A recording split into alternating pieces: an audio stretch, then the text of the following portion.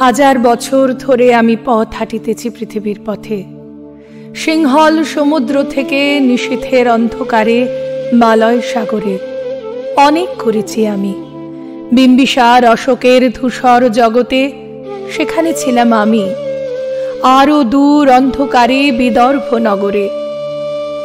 আমি ক্লান্ত প্রাণ এক, চারিদিকে জীবনের সমুদ্র সফেন, আমারে তু দণ্ড শান্তি দিয়েছিল নাটোরের বনলতা সেন।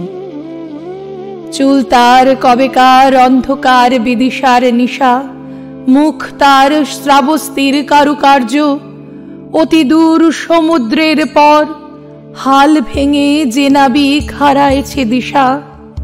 সবুজ ঘাসের দেশ যখন সে চোখে দেখে দারুচিনি দ্বীপের ভিতর, তেমনি দেখেছি তারে অন্ধকারে। বলেছে সে, এতদিন কোথায় ছিলেন? পাখির নীড়ের মতো চোখ তুলে নাটোরের বনলতা সেন। সমস্ত দিনের শেষে শিশিরের শব্দের মতন সন্ধ্যা আসে, ডানার রৌদ্রের গন্ধ মুছে ফেলে চিল। পৃথিবীর সব রং নিভে গেলে পাণ্ডুলিপি করে আয়োজন।